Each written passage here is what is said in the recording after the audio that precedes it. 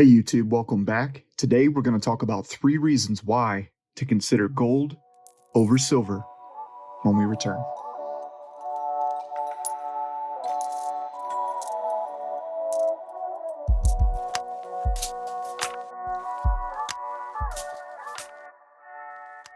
Hey everybody, it's the Florida Stacker and welcome back to my channel. In yesterday's video, we talked about 3 reasons to buy silver over gold.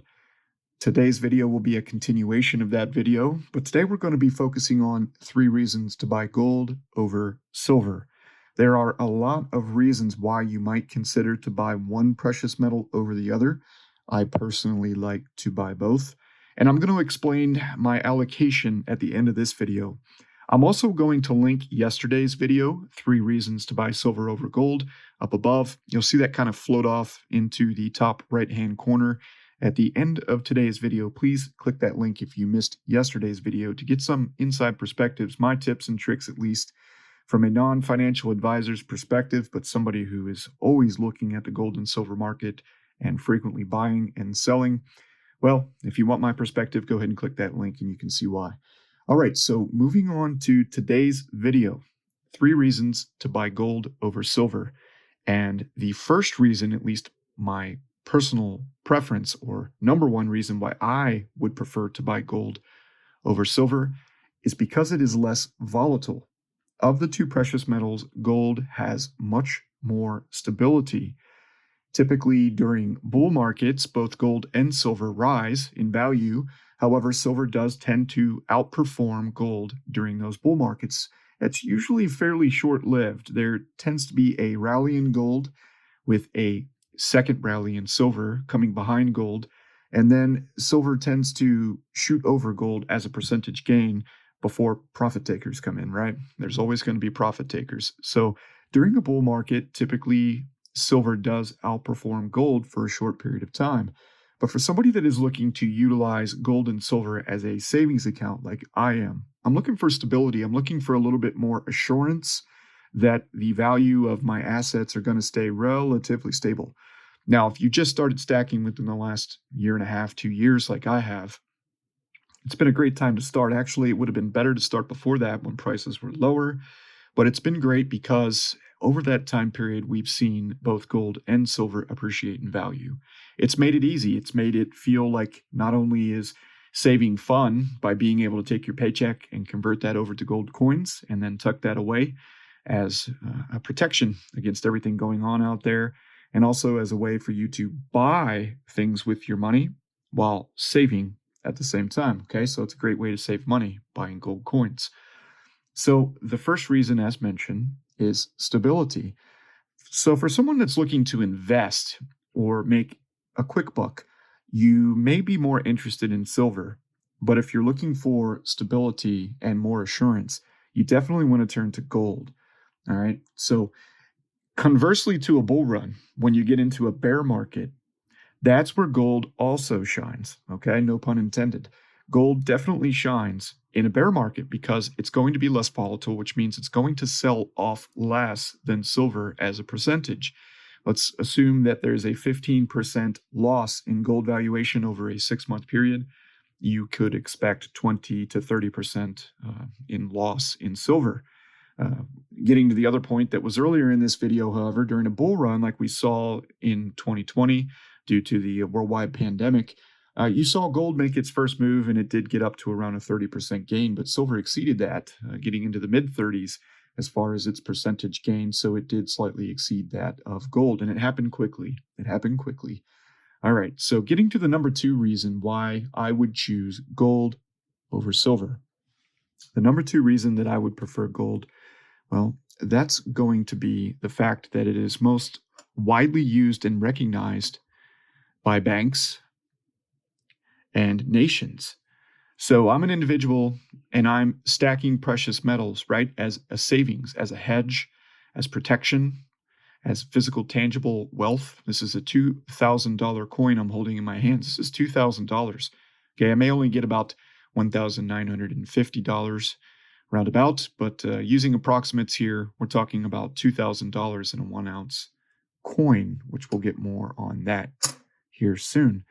But the fact is, look, guys and girls, I'm just a guy. I'm an American guy. I live in the United States in Florida, and I'm trying to protect myself as well as kind of maintain my wealth, hopefully also advance my wealth, right? So if countries are stacking gold, if banks are stacking gold, I'm going to stack gold.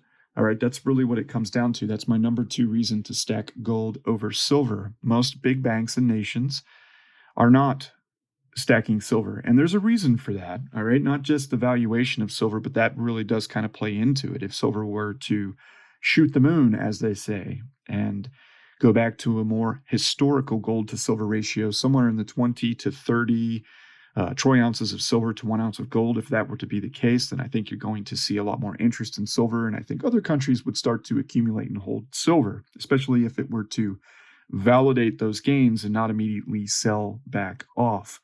But that's not the case today, right? And that's why I'm not going to speculate when it comes to my savings account. I do like to have silver in my physical savings account. It's fun to buy. I can buy it more frequently. It's great to bring here to the YouTube channel. It's beautiful. The kids love it. All around, silver is a win. But gold is just much more stable, and it's what the big boys are holding, okay? The big investors, the big fish in the sea. So that's the number 2 reason. And the third reason that I would choose to accumulate, hold, stack gold over silver is due to its density and value. So it's more practical, the practicality of holding gold over silver. For instance, let's take a look at what I've got in front of you today. Okay, so I've got 2 tubes of Silver Eagles over here. Each of those holds 20 troy ounces of silver. When you take premiums into consideration on a Silver Eagle today, each one's worth approximately $30 based on a $25 spot price. That premium is the price you pay for the coin over its intrinsic value. So, taking 2 times 3, right, that's 6. So we've got $600 per roll. So that's $1,200. We've got a 10-ounce silver bar here, approximately $300. So now we're at $1,500. I've got another 5 ounces of American Silver Eagles, so that's another $150. So what are we at now? $1,650. And a few more ounces of silver back here. All in all, though, we're at around $2,000 in today's current valuation of silver that you see here on the screen in front of you today. But this is quite a few ounces here, all right? We're talking about 60 plus ounces, roundabout, okay? The gold, however, that you see here in front of you is 5 ounces. And let's just take premiums out of the equation here. It doesn't even matter. And go with just spot price, which right now is about $1,910, okay?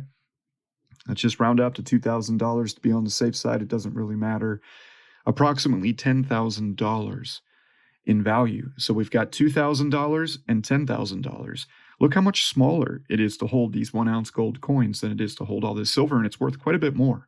So practicality is the number 3 reason why I would prefer and choose to stack gold over silver, on top of the fact that it's in more demand by individuals and banks and nations, and also its stability and lower volatility as compared to silver.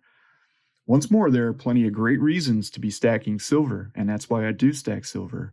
However, when it comes to stability, when it comes to low volatility, when it comes to demand and recognition, always liquid gold is. It's God's money. It's the oldest money. It's been around 5,000 plus years, right? That's really not something that anyone can argue. They're still digging gold up all the time. How many times do you see in the UK, especially in the UK for my UK subscribers, some chap goes out with a nice metal detector in some field somewhere and pulls up a pot of Roman gold. I mean, that happens, or Viking gold, right? It happens. So, I mean, gold has been money for a very long time, and it will continue to be money long after all of us watching today are gone. So great reasons to stack gold there. 3 great reasons, that is. Now, let's go ahead and talk about my allocation of gold and silver. Okay, so if you've been following my channel for a while, you see much more frequent unboxings of silver than you do gold. And that's because as my channel has kind of progressed, I've sort of graduated a little bit more away from silver and started to accumulate more gold. And not only that, but I've started to accumulate larger gold instead of the smaller fractional gold. However, I'm going to transition back to fractional here in the future, but that's beyond the point. The point is I've gone after some larger investment type coins, American Silver Eagles, Gold Buffalo, Krugerrand, and then one high premium gold coin, kind of like a choice coin. Not one I would sell. I would not sell this high premium Dragon and Tiger coin at the local coin shop. Okay. These other 4 coins, perfect for the local coin shop or the secondary market, but your high premium stuff, your more collectible, low mintage stuff. If I ever get rid of that one's going to go through the secondary market, right? I'm going to sell it to somebody looking specifically for that coin online. Okay.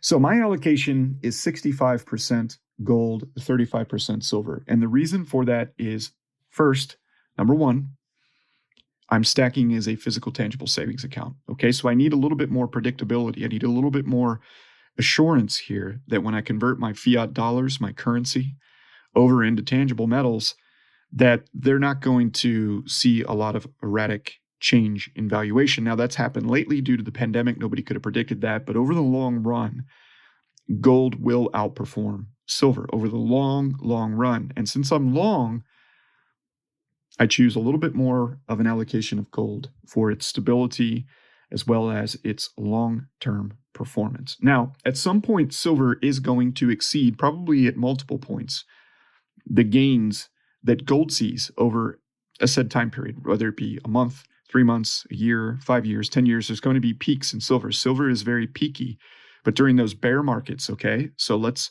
imagine a time when the economy gets better, when the unemployment rate is lower, when trade is more free, when there's less threat of war in the market. Okay, that could happen, right? We can all be optimistic. At least I am. You're going to see a strong economy. People tend to move out of safe haven assets like gold and into more, how should I say, growth-oriented assets like small growth stocks, right? Small caps or technology companies. Have you seen what's happened with Tesla this year, for instance? Okay.